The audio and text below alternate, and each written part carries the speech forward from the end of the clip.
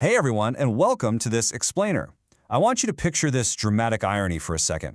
Imagine spending months, literally months, painstakingly growing a flawless, incredibly valuable silicon crystal, only to have it completely destroy itself at the very last possible second. Well, today we're unpacking the fascinating and honestly kind of frustrating physics behind why that actually happens. Let's dive right in.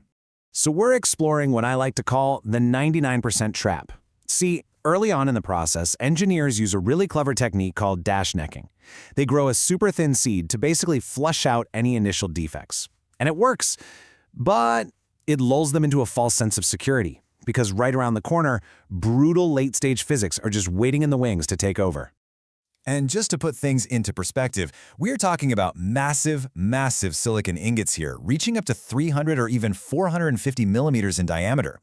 Understanding this giant scale is absolutely crucial because it helps us realize the insane economic and engineering stakes behind these blocks. I mean, these are the foundation of all modern electronics. Which brings us to Phase 1, heat, stress, and the infection.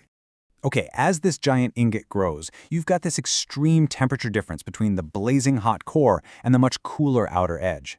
That creates a thermal stress that is just immense.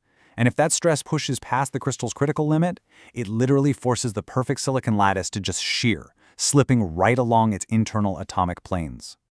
This whole dynamic is brilliantly explained by the Alexander-Hassan model. It shows how in that extreme heat, even a microscopic dislocation, like just a tiny seed of a defect, doesn't just sit there peacefully. No, it rapidly and exponentially multiplies. It acts exactly like a viral infection, where in no time at all, one tiny flaw totally ruins the entire ingot. But if the heat doesn't get you, the growth interface probably will. Welcome to Phase 2, instability and hidden traps. As the melt levels drop in the crucible, the physical shape of the boundary where the liquid turns into solid silicon starts changing. You desperately want a perfectly flat interface because that suppresses defects. But if it curves, if it becomes even slightly convex or concave, it invites intense stress, and you get those disastrous slip lines we just talked about. And then we face this beast, constitutional supercooling. Sounds complicated, right? But basically, this complex phenomenon happens when the melt's actual temperature dips below its freezing point.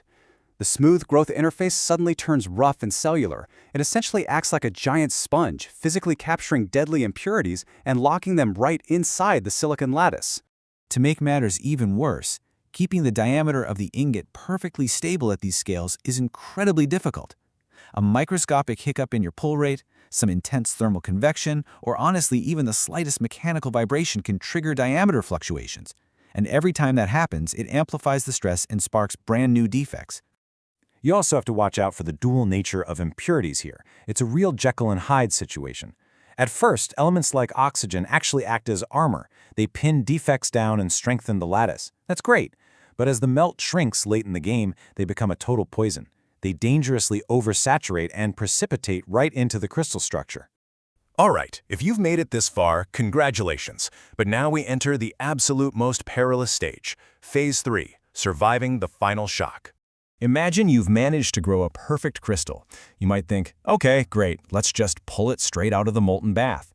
Actually, scratch that. Don't do that. If you do, that instant detachment causes a massive thermal shock. Destructive slip lines will literally shoot up the crystal for a length equal to its entire diameter. You will ruin months of insanely expensive work in one single second.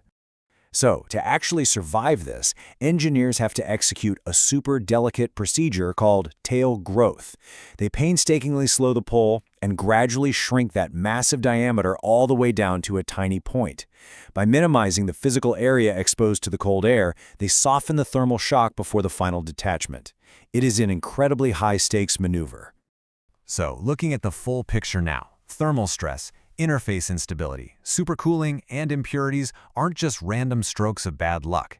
They are very specific physical mechanisms, all essentially conspiring to destroy the crystal at highly specific, vulnerable moments in those late stages. Which leaves us with a pretty fascinating question to chew on. As our technology constantly demands larger, massive 450mm ingots, how on earth is human engineering going to continue to outsmart these exponential physical limits? Because at the end of the day, literally every smart device in your pocket depends on us winning that exact battle. Thanks so much for joining me for this explainer. I'll catch you next time.